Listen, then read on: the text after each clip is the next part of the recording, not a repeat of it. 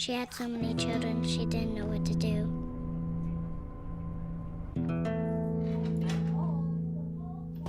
She gave them some broth without any bread and kissed them all soundly and put them to bed. Hunger is a story we can end. End it at feedingamerica.org.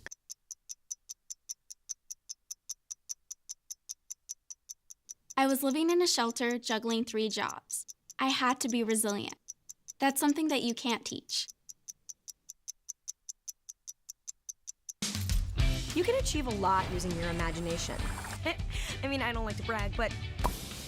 Wait, who's that? And why is she all over these achievement awards? But with STEM, the sky's the limit. Shaboom!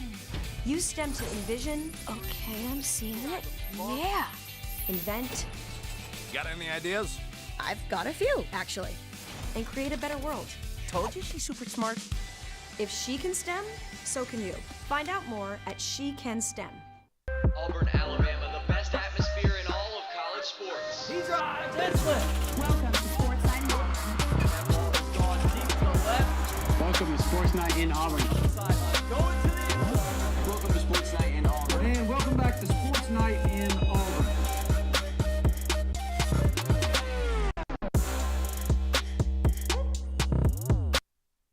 Getting fast food is relatively easy, right? Quick, fast, simple. Sometimes, though, your order gets messed up, they forget the fries, and you get stuck waiting maybe a little longer than expected. Still get the win, get the food at the end of the day, but it was a bit more frustrating than maybe it should have been. Auburn men's basketball felt that same irritation in the first round game of the NCAA tournament on Thursday. Welcome back to Sports Night in Auburn. My name is Vince Wolfram. Last time Auburn played in Lexington at Rupp Arena, Auburn won the SEC regular season title and put a whooping on Kentucky by 16 points. Since that game, Auburn lost 3 of its last 4 games, and the uncertainty swarmed. 16-seed Alabama State was the round of 64 draw for Auburn to start the NCAA tournament. Miles Kelly helped Auburn get out to an early 18-8 lead in just 7 minutes of action. Fast forward to the 148 mark in the first half, Auburn was only up by 1 point. Auburn scored 3 points in 7 minutes. A scary lapse for Auburn fans tuning into round 1. Second half, Auburn thugged it out. Miles Kelly hit 8 threes on the game. Todd Pettiford had 16 points. Janai Broom had a double-double. And Chaney Johnson got back into double figures for the first time in weeks. 83-63 the final. Auburn over Alabama State. And after the game, the term calling out was the one that kept being thrown around. Stephen Pearl, Cardwell, and head coach Bruce Pearl all weren't pleased with the eventual victory and did not hold back in expressing their displeasure. Here is Coach Pearl. Take a listen. Yeah, it's we've all talked about it. I talked about it in my post game. Stephen talked about it in the radio post game. Dylan Cardwell talked about it. What we do does not work without tremendous effort and energy. It's not that our guys didn't have effort and energy. It's just that you would say, and I don't mind saying this, that on most nights, Auburn is going to play harder than their opponent. Many people have said it. I insist upon it. But it doesn't always happen. And so one of the things we try to send a message to our guys yesterday is, look, what we do is not going to work unless we are, put forth just a different level. Like, for example, in covering Creighton, they're going to play 5 or 6 guys who are in the best shape of their lives, and they're going to go forever. And they play really, really hard. And if we don't match that, we're not going to be successful. So it was a calling out. And we call each other out all the time. We hold each other accountable. It wasn't that we didn't have effort and energy. We just didn't have the kind of effort and energy that we're used to playing with and that we need to play with. Simply put, the best thing that resulted from the Alabama State game was a trip to the round of 32, something this Auburn program was unable to do in last year's tournament. Auburn met the winner of the 8-9 game in the South region, the Creighton Blue Jays. Head coach Greg McDermott had reached the Sweet 16 3 of the previous 4 years, and Auburn wanted to put that stretch to rest. Game started fast. Creighton came out firing on just about every cylinder. Jackson McAndrew sunk a couple of threes off the rip, of part of Creighton's 9 first-half triples. Auburn then went into the second half just down 3, though. Saving grace there. The halftime adjustment, give the ball to Chad Baker-Mazzara. It worked, and it worked fast. 9 straight from CB in just 12 second-half minutes. In addition to a big offensive showing from Todd Pettiford and a dagger night-night send-'em-home bucket from Denver Jones, 82-70, Auburn advances to the Sweet 16 for the first time since 2019. Now, that call-out, it must have worked, right? I talked with Todd Pettiford, Chaney Johnson, and Chad Baker-Mazara about it after the game, and it sounded like the bad chapter had ended and the page had been turned. We needed it. It was a wake-up call for the team. Again, something else, another meeting that we needed. Got couple guys are slacking. So just like a wake-up call, he wasn't really trying to get on us. Just, it's like the love. He loves us. He wants the best for us. And we all have the same goal. So if he has to do that to get us in the same state of mind, then do it every day.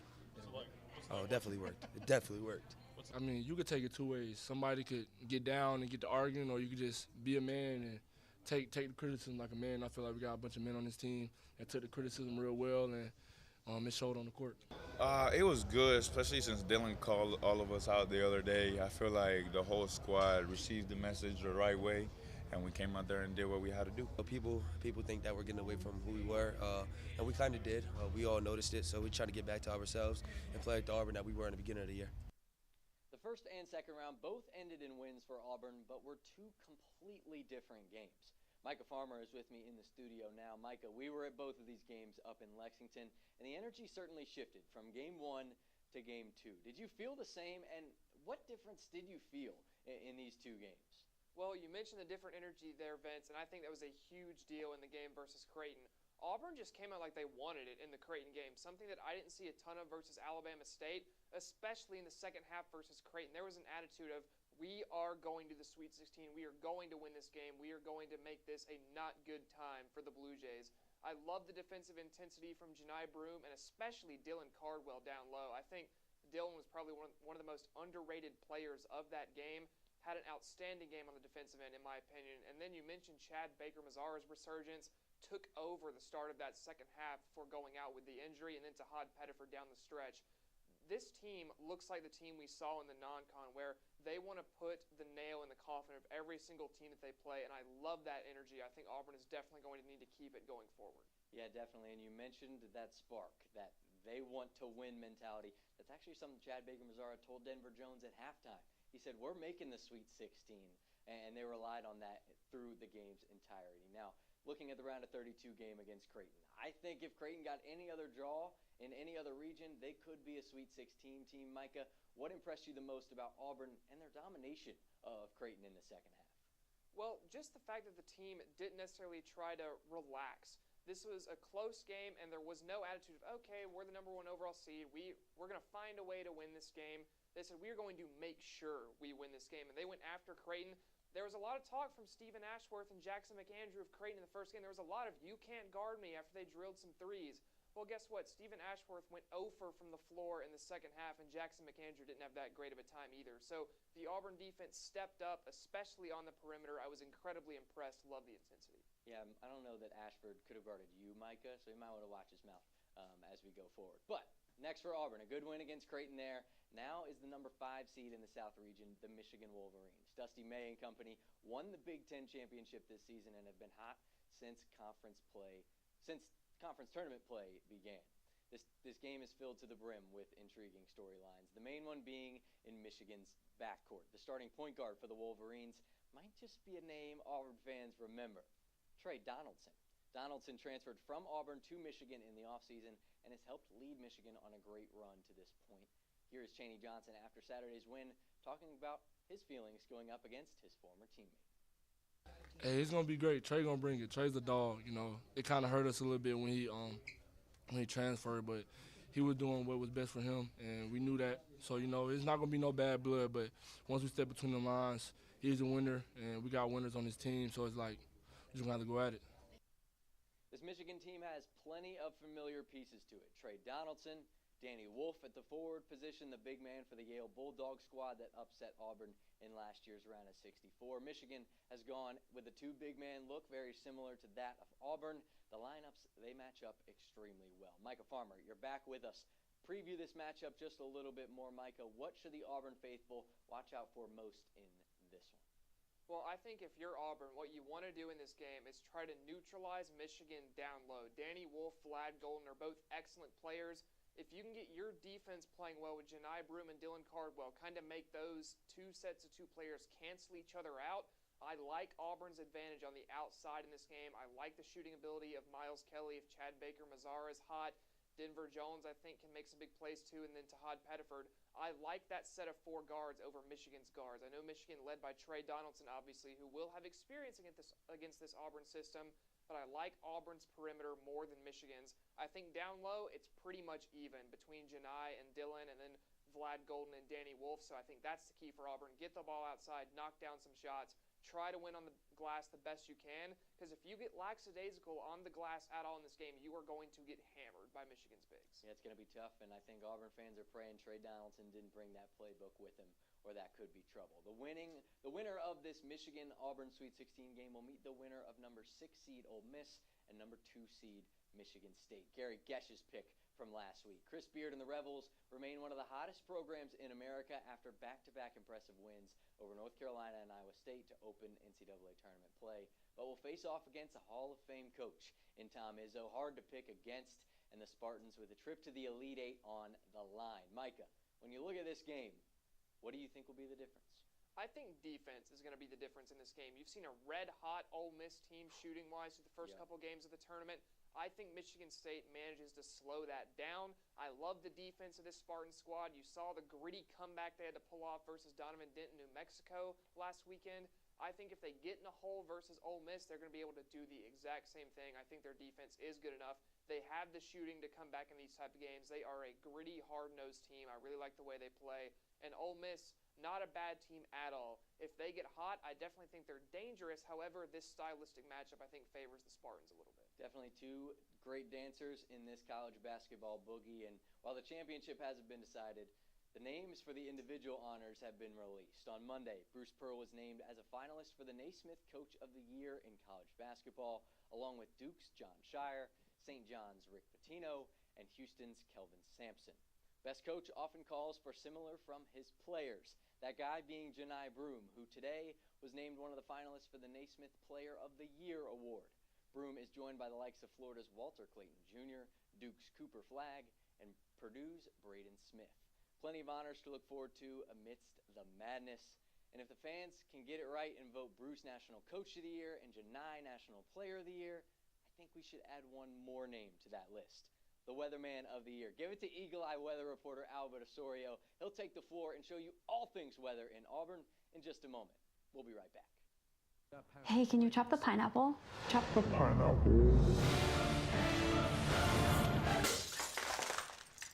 Nope, I'm high. How about I wash off the grapes? Yes. Okay. You're already making good decisions when you're high. I want tacos. Will you drive? I'm a little toasty.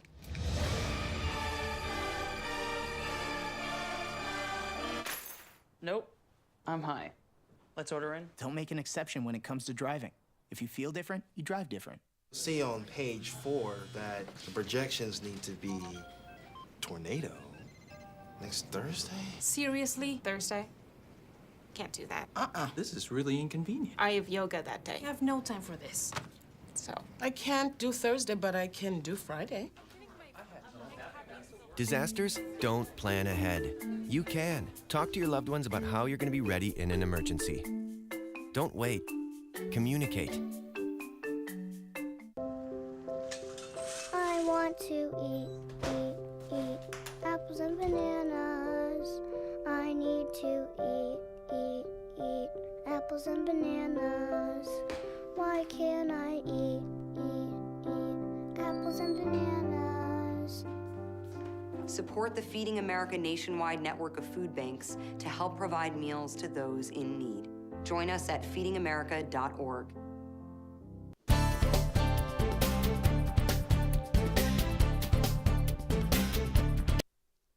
Welcome back to Sports Night in Auburn. I'm Albert Osorio, and here's your weather outlook for this week. Excitement is in the air in the ATL because Auburn basketball is going back to the Sweet 16 to face Michigan, and possibly the Elite Eight to face either Michigan State or Ole Miss at State Farm Arena. If you're taking the trip there, expect cloudy skies on Friday and some showers on Sunday with highs around 78 and lows around 57. If you can't make the trip, there is still a lot going on in the Plains this weekend. Women's tennis will play Oklahoma and Arkansas on Friday and Sunday, while the men will have their senior night against Arkansas on Saturday. Softball will also have a 3-game series against Florida from Friday to Sunday. The weekend in Auburn will see about the same temperatures and conditions in Atlanta, with Sunday seeing a potential rain delay in softball. So make sure to be dressed for the occasion when the time comes. That's all I have for your weather this week. When we come back, you will hear more from our anchors Vince, Brooks, Maddie, and Keegan. From Sportside in Auburn, I'm Albert Osorio. We'll be right back. Yeah! Sam, Elmo! Oh, hey, Julia. Are you ready to play band with us? I'm going to play my clarinet. And Elmo's going to play his drum. Drum loud. Oh, well, you know what to do, Julia. Julia knows. With Julia's autism, loud sounds can be too much. But she still loves to make music. Play band. Early screening for autism can make a lifetime of difference. Find out more at screenforautism.org. Put the keys down, Kevin. But I'm gonna drive home. There are several warning signs present that you shouldn't be driving. My text-to-emoji ratio has gotten a little out of hand. A little? Yep, I'm definitely gonna call a ride home. Yo, Scott. Hey. I'm heading out, man. You want to ride? No, I got my car, but I actually really need to go to the bathroom. Oh, you know what? I was just in there. The line is like 10 people long. You know, I think I'll just...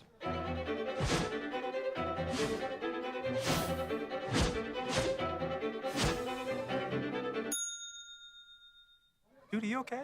You wouldn't believe what I was just thinking. I am definitely buzzed. Yeah. I think I will take this, and I will take that ride home. Smart man. Did you see how the dog was looking at me?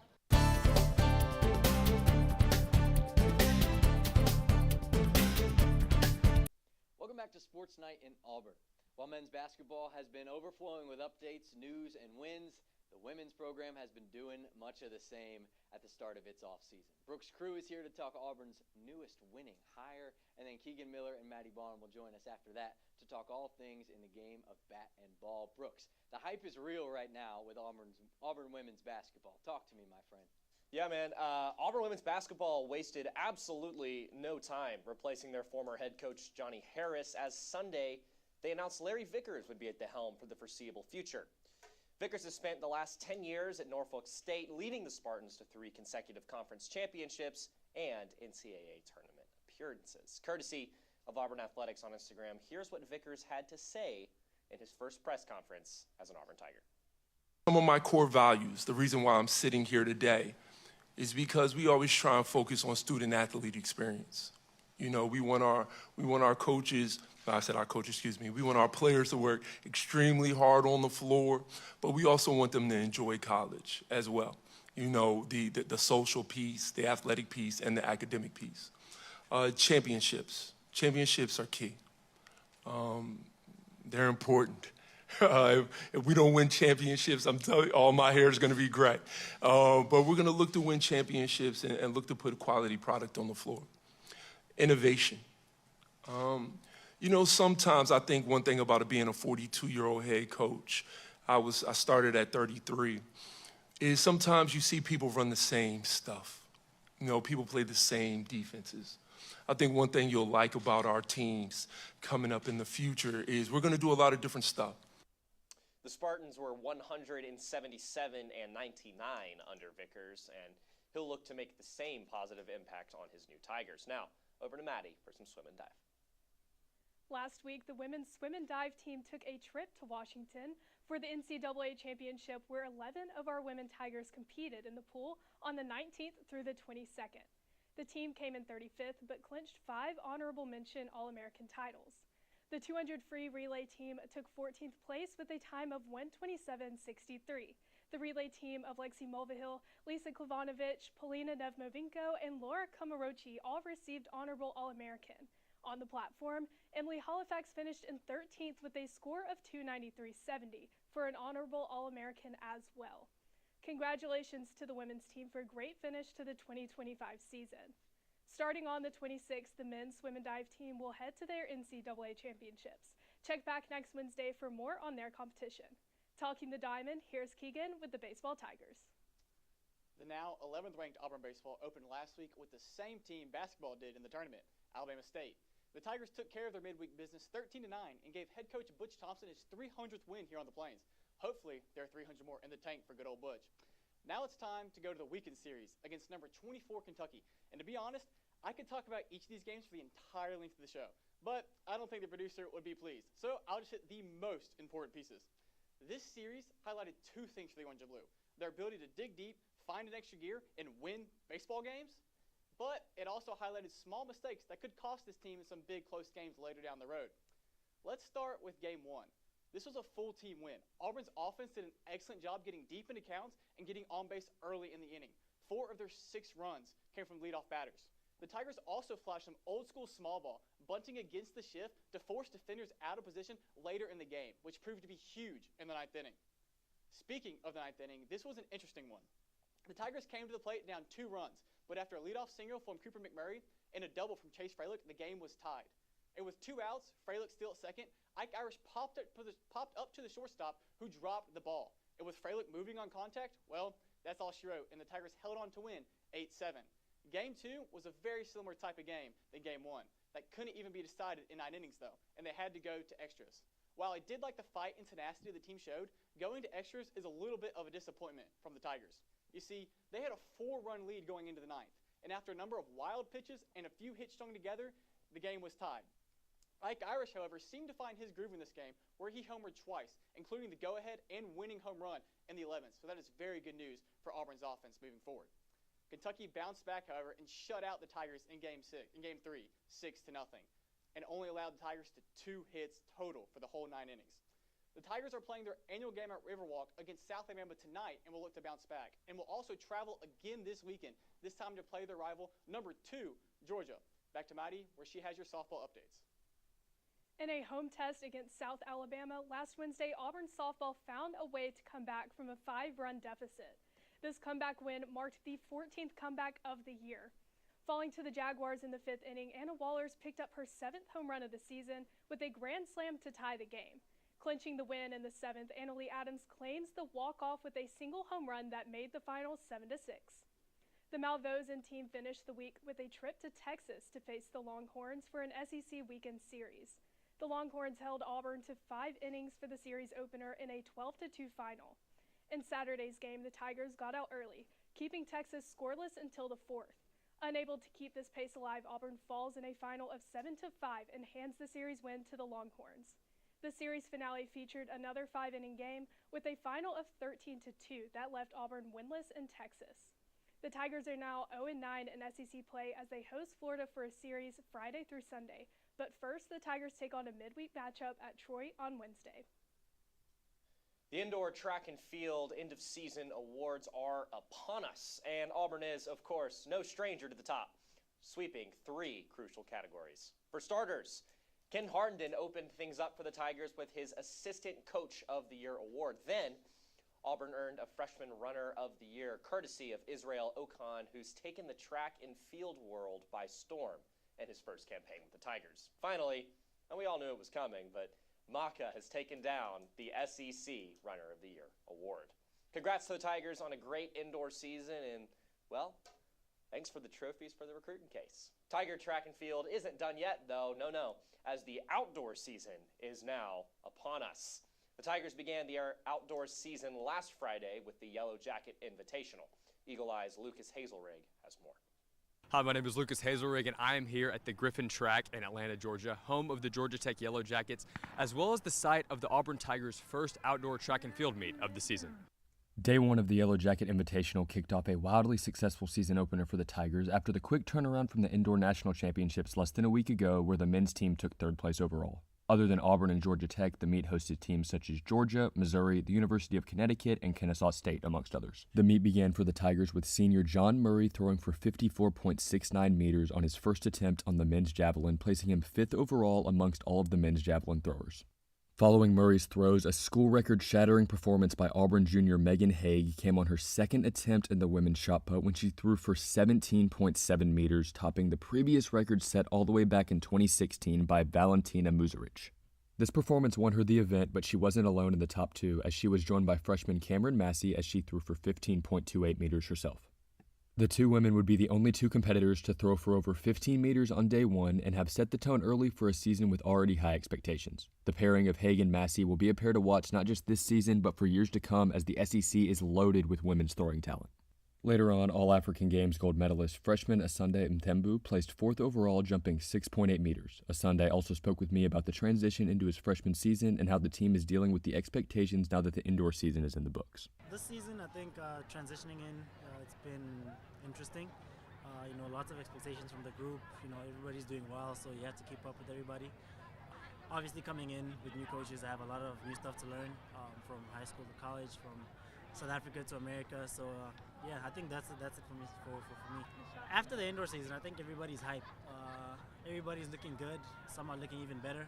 Like I said, we got 3rd indoor nationals. So I think probably coming outside, we want to do a little bit better than that. Maybe a lot better than that, and come out with something. To no surprise, Florida transfer Tyler Davis was the champion of the Yellow Jacket Invitational men's 100-meter dash with an official time of 10.46 seconds. And as a senior, Davis no doubt has his eyes set on gold this year and is already off to a red-hot start. The final event was the 5K, and this event saw 2 Auburn women finish in the top 4. Senior Hallie Porterfield running a 16:45 and sophomore Audrey Dunn running a 16:48 was a great end to a strong performance by the Tigers as a whole on day one.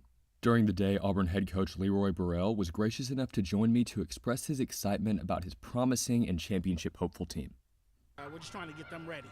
We feel like we've got a real good group of athletes, a talented group of athletes that can contend for a national championship. We're trying to find a few more bullets that we can fire at it. So that's what this is all about, trying to get those kids ready. We'll have a couple bigger, more notable competitions here within the next couple weeks, and this is a way to prepare them for those bigger competitions. For Eagle Eye TV, I'm Lucas Hazelrig. Up next for the Tigers outdoor team is the Terry Long FSU Relays that will be held this coming Thursday and Friday. Brooks, we love trophies in the trophy case, and we're going to get us another one before we head to break here with some trivia. We're talking wins, we're talking awards. Which Auburn athlete was just recently named SEC Scholar Athlete of the Year?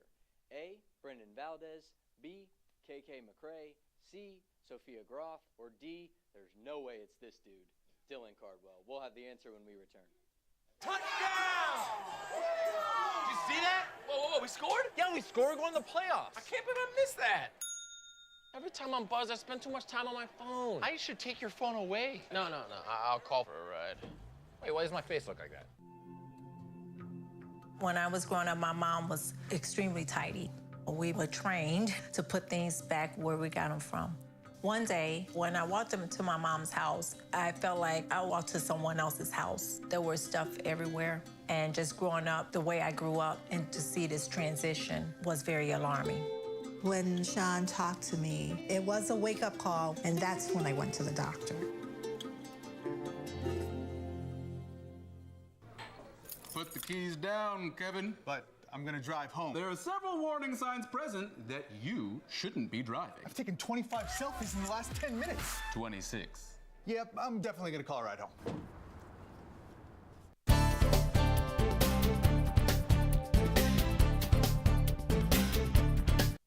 Welcome back to Sports Night in Auburn. We have the answer to the trivia question we left you with before the break. Which Auburn athlete was just recently named SEC Scholar Athlete of the Year? The correct answer is letter C, Sophia Groff. Groff graduated from Auburn last May with a degree in exercise science and has been working towards her master's in adult administration with a perfecto 4.0 GPA. What a stud. In her 4 years at Auburn, she will have earned 2 degrees, and this SEC Scholar Athlete of the Year honor is the first for Groff, but it's Auburn's 3rd straight winner. It marks Auburn's 9th Scholar Award from the SEC, which actually gives Auburn the most of any school in gymnastics. She's competed in all but 1 meet this season for the Orange and Blue on floor, bars, and beam. Congratulations, Sophia. She has been dominating. Brooks' crew has been dominating. A lot more winning is on the way for Auburn gymnastics, Brooks. Folks, I think our producer, JoJo Kavanaugh, feels bad for giving me all the losing teams my last time up here because, man, has she given me the fun job tonight. That's right. I'm here to talk more Tigers who have gone above and beyond, garnering national recognition. And this time, I want to talk about the trivia answer herself, Sophia Groff. SEC Scholar Athlete of the Year. Now, I know a lot of us watching and all of us here are students who know how hard it can be to balance work and life. But then, here comes Sophia Groth, putting my 75 in freshman exploration, sorry Mom, to shame, all while leading Tiger Gymnastics to an amazing season. Not bad for the former All-SEC gymnast. Speaking of the SEC, the gymnastics team spent last Saturday at the 2025 SEC Championships. Our own Sophia Weber has more. In the world of women's collegiate gymnastics, the SEC stands on its own. All 8 teams represented at the SEC Championships rank in the top 15 nationally. The postseason is here for the sport of gymnastics, and the Auburn faithful made the short trip to Birmingham, Alabama to support the Lady Tigers. Starting on beam, Marissa Neal scored a 9.85 with a slight separation of her feet on this dismount. The University of Georgia squad received their best team score on the uneven bars, scoring 49.2. The University of Alabama won the first session of the SEC Championships, their best team score coming on vault with a 49.3.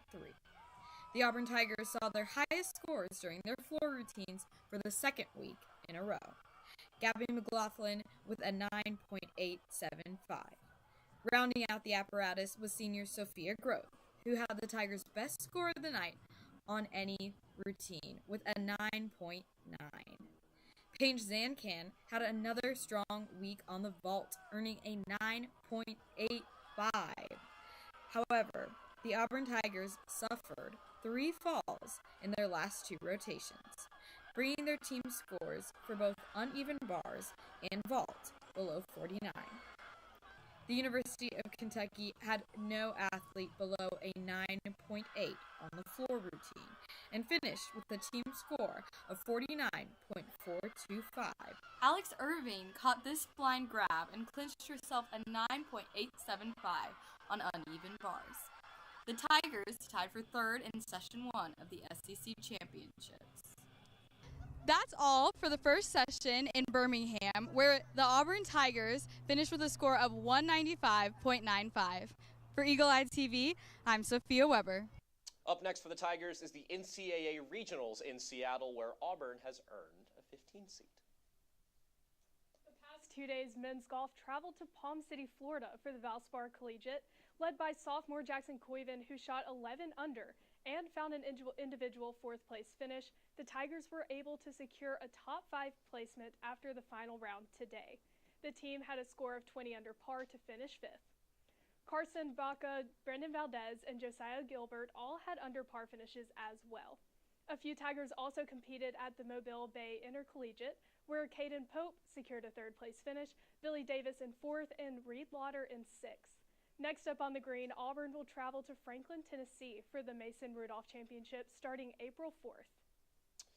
Man, let's keep the JoJo Giving Me Award winners good vibes rolling here, because Auburn Golf's Anna Davis just claimed, an individual tournament win along with a program record for lowest score. Casual stuff. Jokes aside, though, folks, Super Anna Davis carded 6 under in her final round of the Charles Schwab Women's Collegiate Invitational in Fort Worth, Texas, solidifying a 54-hole score of 9 under, the lowest in program history. And that was, of course, enough to secure an individual win for the sister of fellow Auburn golfer Billy Davis, 2-time SEC Freshman of the Week. Pretty impressive golf family right there. The Tigers are officially done with regular season play, and they will head out in April to Bel Air, Florida for the SEC Championship. Onto the court, the number 8 women's tennis team had a winning weekend at home as they hosted Vanderbilt on Friday and Missouri on Sunday. Friday's match featured a 6-1 win over the Commodores with a shutout from the singles lineup that clinched all of Auburn's points. Sunday's matchup against Missouri followed the same pace with 2 doubles wins to take the doubles point and 3 singles matches to secure the win over the Mizzou Tigers. Next up for the women's team, a Friday match hosting Oklahoma at home before traveling to Arkansas on Sunday. Auburn men's tennis secured a pair of strong wins this week, including a 4-3 win over Kentucky on Thursday. Eagle Eye's Vivian Cannell has more. Auburn men's tennis kept fans on the edge of their seats Thursday, March 20th, with a wild finish against the University of Kentucky.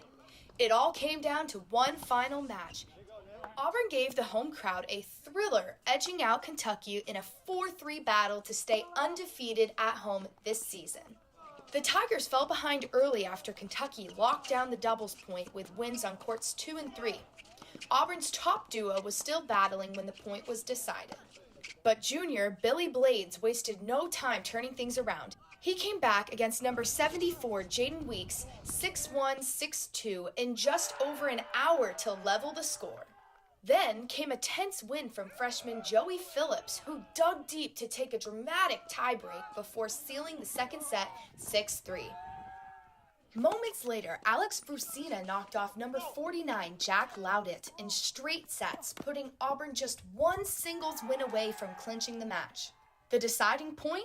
Nicholas Hang versus Eli Stevenson. Hang dropped the first set and trailed 4-2 in the third, but stormed back, winning 5 of the last 6 games to clinch the 4-3 win and spark a massive on-court celebration. Auburn moves to 14-6 overall and undefeated 11-0 at home. The Tigers host Tennessee and Alabama A&M this Saturday, March 22nd, in a doubleheader. For Eagle Eye TV, this is Vivian Kennel. The Tigers took on the 19th-ranked Tennessee Volunteers 2 days later, but fell 4-3. But Auburn wasted no time bouncing back, as the very same day they absolutely obliterated Alabama A&M 4-1.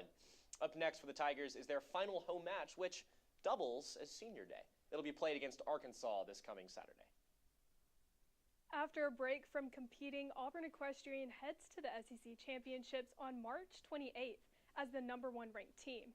Last week, Auburn riders received both NCEA awards and SEC honors.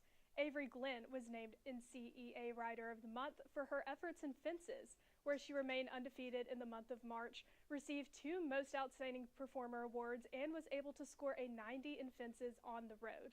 Along with this honor, Glenn was also named SEC Rider of the Month. Alexia Tordoff also received an NCEA Rider of the Month for her efforts in horsemanship. Tordoff was undefeated in March, received 1 MOP, and had a score of 77.5 on the road. Tordoff also was named SEC Rider of the Month for reining with 2 MOPs in this event. The SEC Equestrian Championships will be held Friday and Saturday in Mill Spring, North Carolina. Auburn Volleyball has announced the first slate of their spring schedule. The Tigers started things off with an Iron Bowl, crazy, I know, on Saturday as they prepare for a 4-game slate this Saturday against Georgia Tech, East Tennessee State, Georgia Southern, and UGA. Brooks, Maddie, thank you very much. And before we head to break here, we're going to go to some trivia. We've been talking college basketball. We're going to keep that trend up with our trivia question. What is the record for the most Sweet 16 teams from a single conference? Letter A, 6. Letter B, 4. Letter C, 8. Or letter D, 7. We'll have the answer when we come back. We need to go meet the guys. I'm lit. Can you drive? Pool party at Jesse's. Can you drive? Will you drive? I'm a little toasty.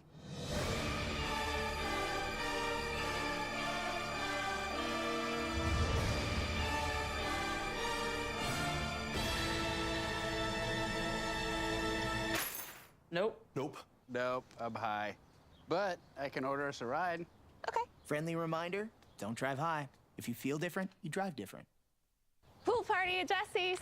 Can you drive? I'm toasted.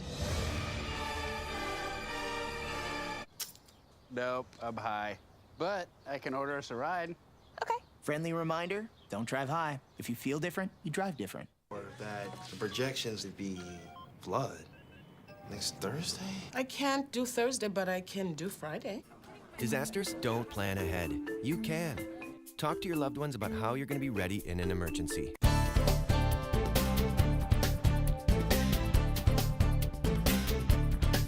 Welcome back to Sports Night in Auburn. Don't worry, we've got the answer to the trivia question we left you with before the break. What is the record for most Sweet 16 teams from a single conference? The correct answer is letter D, 7. This record was broken this year by none other than the Southeastern Conference. This year's Sweet 16 features 7 SEC teams with Auburn, Florida, Alabama, Tennessee, Kentucky, Ole Miss, and John Calipari. The record that stood previously was from the ACC in 2016, over 9 years ago when it had 6 teams in the Sweet 16. The ACC didn't win in 2016. Micah Farmer actually did, but instead it went home with Villanova and the Big East, defeating North Carolina, the Tar Heels, and Marcus Page on a buzzer beater. Now, the buzzer is sounded on the football offseason as the team got back to spring practice this week.